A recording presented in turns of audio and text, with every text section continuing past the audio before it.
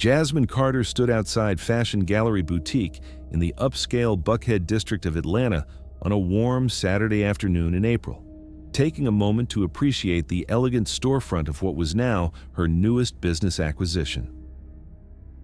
At 39 years old, Jasmine was the founder and CEO of Carter Retail Group, a private investment firm that specialized in acquiring and revitalizing struggling retail chains. She'd built her company from the ground up, starting with a single clothing boutique 15 years ago when she was just 24 years old and fresh out of business school with more ambition than capital. Through a combination of smart financial decisions, excellent customer service instincts, and an ability to identify undervalued retail properties, she'd grown that single boutique into a portfolio of 23 retail locations across the Southeast, with annual revenue exceeding $150 million. 3 weeks ago, Carter Retail Group had finalized the purchase of Fashion Gallery, a chain of upscale women's clothing boutiques that had been struggling with declining sales and management issues for the past 3 years. Jasmine had spent 6 months analyzing the business, reviewing financial statements, visiting locations incognito, and interviewing former employees to understand what had gone wrong. She'd concluded that Fashion Gallery had solid fundamentals, good locations, and decent brand recognition, but had suffered from poor management decisions and a failure to adapt to changing consumer preferences. She believed that with better merchandising, improved customer service training, strategic marketing, and a focus on creating welcoming environments for all customers, Fashion Gallery could return to profitability within 18 months.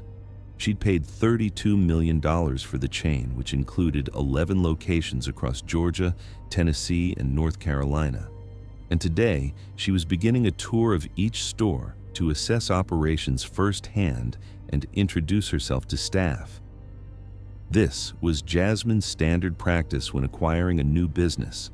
Rather than scheduling formal meetings where everyone would be on their best behavior and showing her carefully curated versions of reality, she preferred to walk in unannounced as what appeared to be a regular customer and observe how stores actually operated day to day.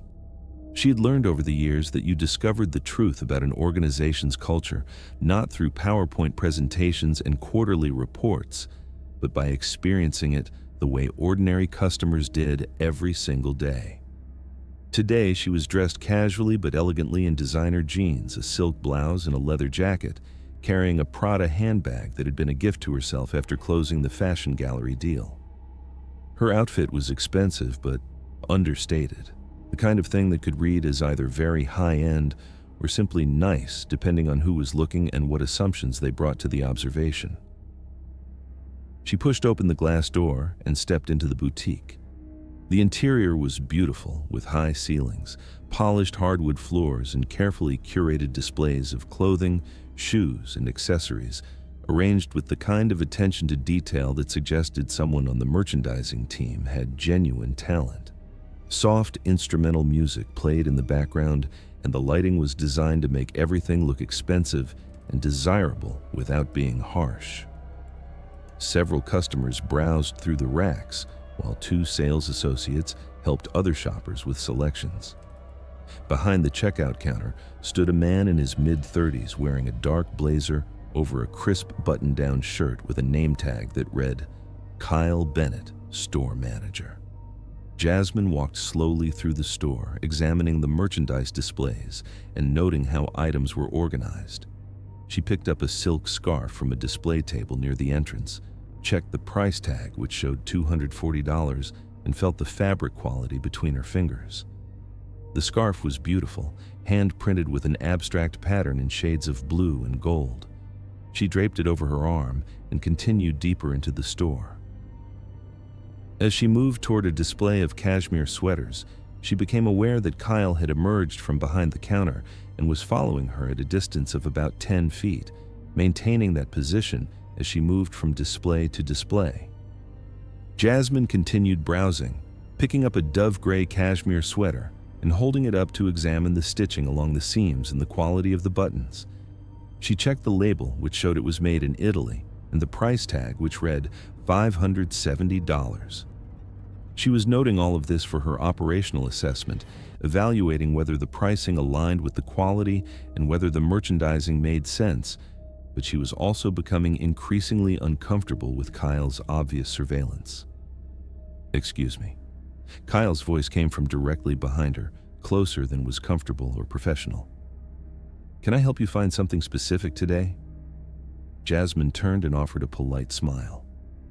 "No, thank you. I'm just looking around and getting familiar with your inventory. Are you looking for anything in particular?"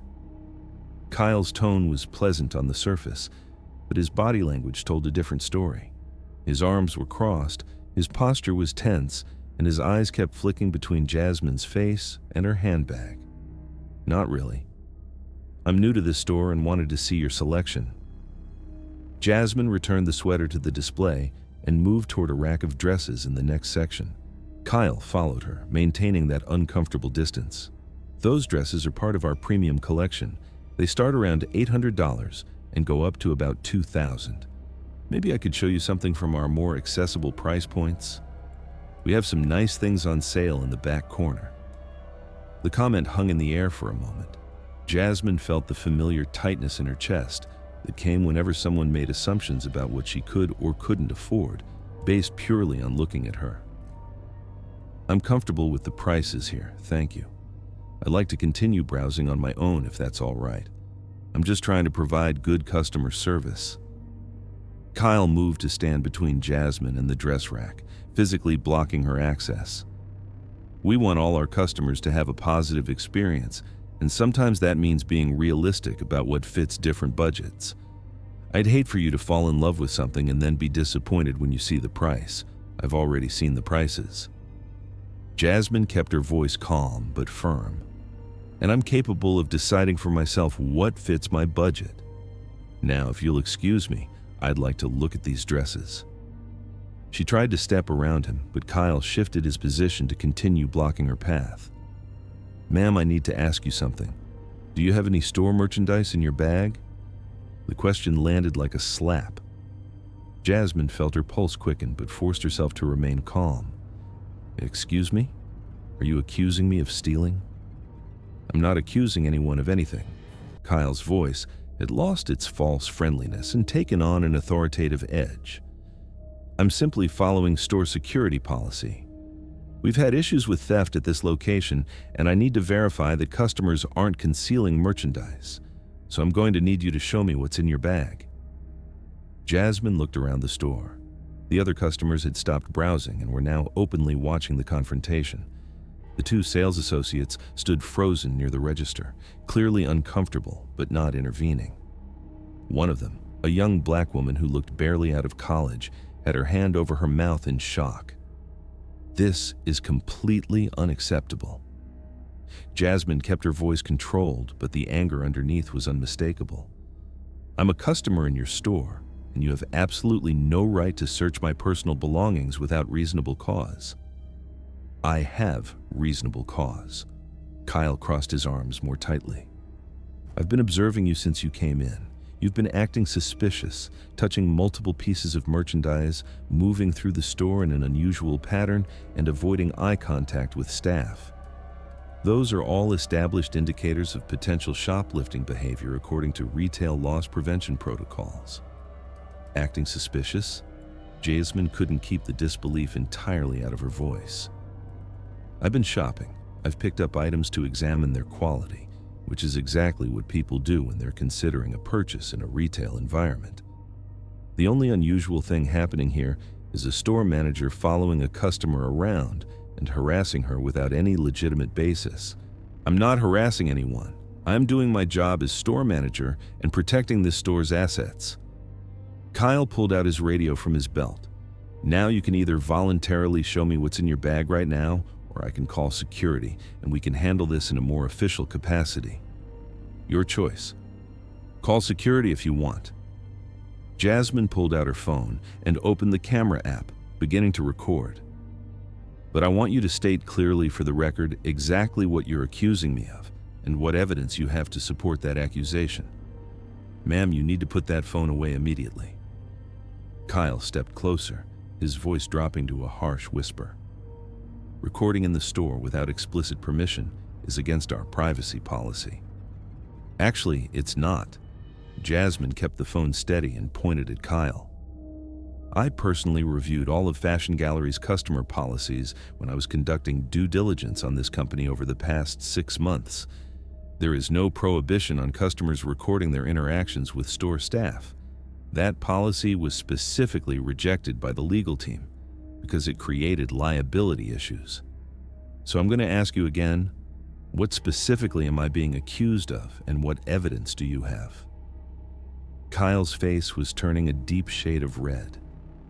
"You're being accused of suspicious behavior consistent with shoplifting intent. I've seen people like you come in here before, pretending to be serious shoppers while you're actually casing the store and figuring out what you can steal. You walk around touching expensive items you clearly can't afford, trying to determine what's small enough to slip into your bag without being noticed. People like me?" Jasmine's voice dropped to a dangerously quiet tone. "I want you to be very clear about what you mean by that statement.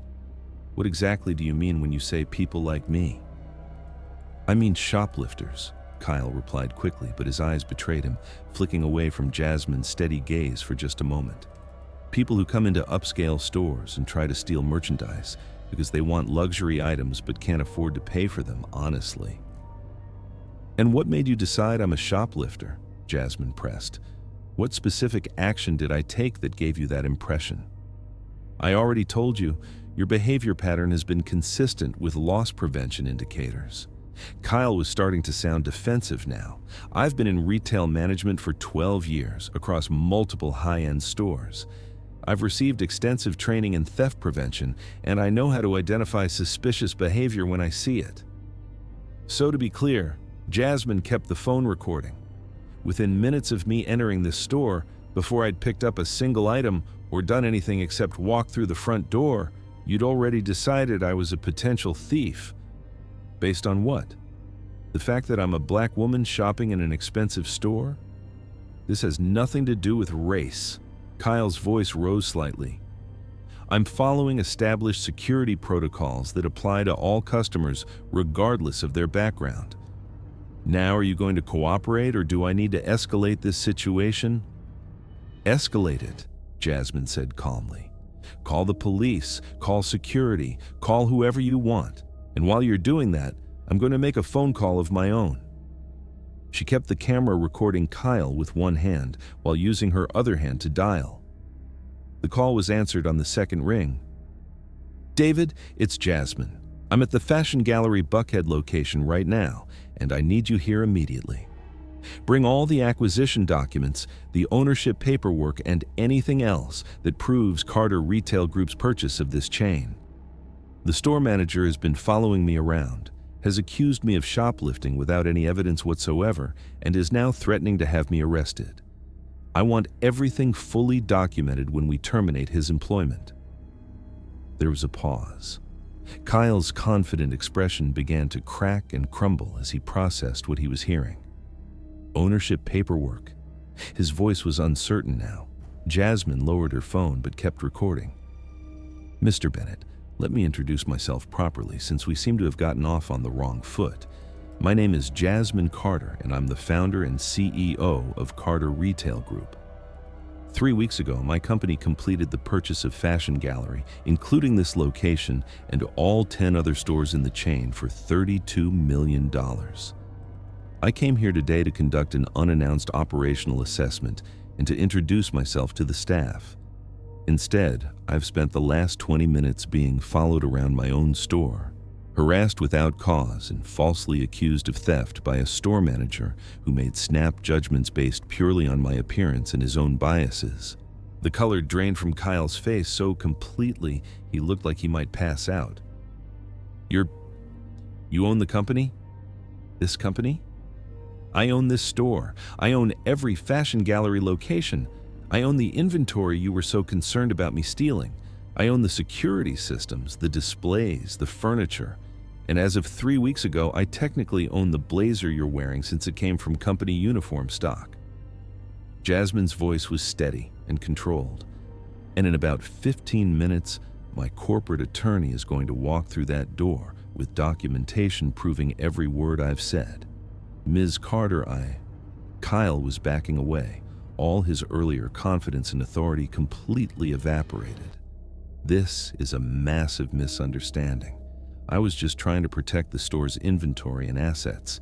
We've had some theft issues at this location, and I was following what I believed were proper loss prevention procedures. Proper procedures? Jasmine stepped toward him. Proper procedures don't involve racial profiling and false accusations. You didn't follow me and confront me because of any specific suspicious behavior. You did it because I'm a black woman who walked into an expensive store, and within seconds you decided I didn't belong here and couldn't possibly afford to shop here legitimately. You made that assumption before I'd even touched a single piece of merchandise, and nothing I said or did afterward changed your mind because you'd already decided who and what I was based purely on how I looked. That's not fair. Kyle's voice was weak. I would have approached any customer who was behaving the way you were behaving. This had nothing to do with your race. Then tell me something. Jasmine gestured toward the other customers in the store, all of whom were white women in various casual outfits. How many of them have you followed around today? How many have you asked to show you the contents of their bags? How many times have you suggested they look at cheaper items because you assumed the premium merchandise was out of their price range? Kyle opened his mouth, but no words came out. That's what I thought. Jasmine looked at the young black sales associate who'd been watching the confrontation with wide eyes. What's your name? Keisha, ma'am. The young woman's voice was shaking. Keisha Thompson. How long have you worked here, Keisha? About 8 months. Have you ever been followed around a store while shopping and accused of stealing something you didn't take? Keisha glanced nervously at Kyle, then back at Jasmine. Yes, ma'am. More times than I can count. I'm sorry that happened to you. Jasmine's voice softened. But I promise you that's not going to happen in any store I own. Not to you, not to anyone. Within 20 minutes, David Morrison arrived, an impeccably dressed black attorney in his mid-40s carrying a leather briefcase and an expression of barely controlled anger. He surveyed the scene, took in Jasmine's calm demeanor and Kyle's obvious distress, and immediately understood the full picture. Ms. Carter, I'm deeply sorry you had to experience this. David set his briefcase on the checkout counter and began pulling out documents. These are the acquisition documents showing that Carter Retail Group completed the purchase of Fashion Gallery 3 weeks ago for $32 million. Ms. Carter owns 100% of the company through her holding corporation. She is the CEO, the owner, and as of today, the person who decides who works here and who doesn't. He turned to Kyle. Mr. Bennett, you just racially profiled and falsely accused your own boss of theft in her own store while customers and security cameras recorded the entire interaction. I hope you have a good lawyer because if Ms. Carter decides to pursue legal action for defamation and discrimination, you're going to need one. Kyle looked like he was going to be sick. Ms. Carter, please. I made a terrible mistake. I have a family, a mortgage, student loans. I can't lose this job. I'll do anything to make this right. You should have thought about those consequences before you decided to harass a paying customer. Jasmine's voice wasn't cruel, but it was firm and final. Mr. Bennett, your employment with Fashion Gallery is terminated effective immediately. You'll receive 2 weeks severance pay as per standard company policy. But you need to surrender your keys, your employee badge, and any company property right now and leave the premises. You can't do this. Kyle's desperation was turning to anger. This is wrongful termination. I was following company policies. I'll sue for discrimination and violation of employment law. You're welcome to try. David pulled out a tablet and pulled up video footage. These are the security cameras from your own store. They recorded you following Ms. Carter from the moment she entered, positioning yourself to block her access to merchandise, and making statements suggesting she couldn't afford items based on nothing but your assumptions. We also have Ms. Carter's phone recording where you can clearly be heard using the phrase "people like you" while describing shoplifters. Any employment lawyer will tell you that termination for racially motivated harassment is not wrongful termination. It's liability management. Kyle's shoulders sagged in defeat. He looked around the store at the staff and customers who'd witnessed his downfall, then back at Jasmine. "I'm sorry. I truly am sorry. I believe you're sorry you got caught and that there are consequences." Jasmine's voice was softer now, but still firm. "Mr. Bennett, I genuinely hope you learned something from this experience. I hope the next time you see someone who doesn't fit your mental image of what a customer in an expensive store should look like, you pause and question your assumptions instead of acting on them. I hope you recognize that Black people exist at every economic level, including the top, and that we have just as much right to shop in luxury stores as anyone else." She turned to David. "Make sure he's escorted out and that his access to all company systems and accounts is terminated within the hour. Then, I want to meet with all the staff here in 15 minutes. We need to have a very serious conversation about this company's values and culture." Over the following weeks, Jasmine implemented sweeping changes across all 11 fashion gallery locations. She brought in a nationally recognized diversity and inclusion consulting firm to assess company culture and develop comprehensive training programs.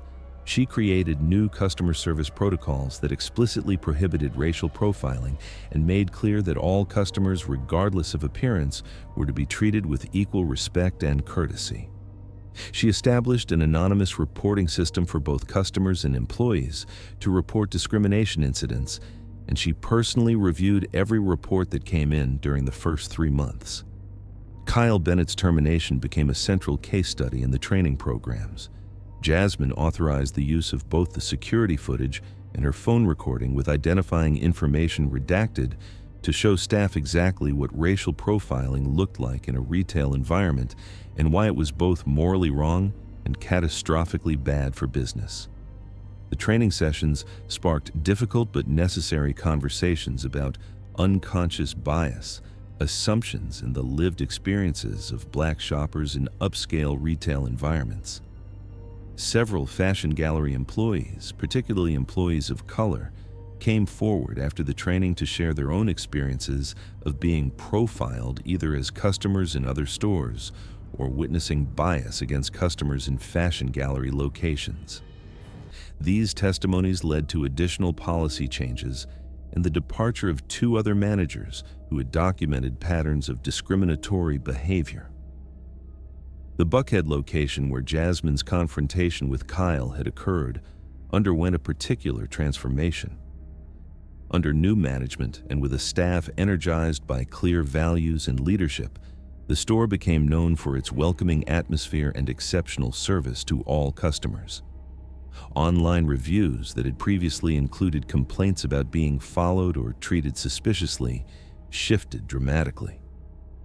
Sales increased by 38% in the first 6 months after the incident, as word spread that Fashion Gallery under new ownership was a place where everyone was genuinely welcome. Kyle Bennett's name became quietly known in Atlanta retail management circles as someone to avoid hiring. The video of his confrontation with Jasmine never went public out of Jasmine's desire to focus on systemic change rather than personal destruction. But enough people in the industry knew what had happened that his career in retail management was effectively over. He eventually found work doing inventory management at a warehouse where he had minimal customer contact and plenty of time to reflect on how his assumptions and actions had destroyed the career he'd spent 12 years building. Jasmine Carter continued to build her retail empire while maintaining her practice of making unannounced visits to stores in her portfolio. But after the Fashion Gallery incident, those visits became less about catching people doing wrong and more about recognizing people doing right. She created an award program celebrating employees who went above and beyond to create welcoming environments, and she made sure that stories of excellent service were shared as widely as stories of failure. Because Jasmine understood something fundamental, that real change doesn't come from punishing one person for their biases, but from building systems and cultures that make bias unacceptable at every level. She'd transformed an ugly moment of discrimination into an opportunity to reshape an entire company's culture. And in doing so, she'd created something far more valuable than revenge. She'd created lasting change. Thank you very much for listening. Please let us know what you think of this story in the comments. Don't forget to like the video and subscribe to the channel. Turn on notifications so you don't miss any other videos.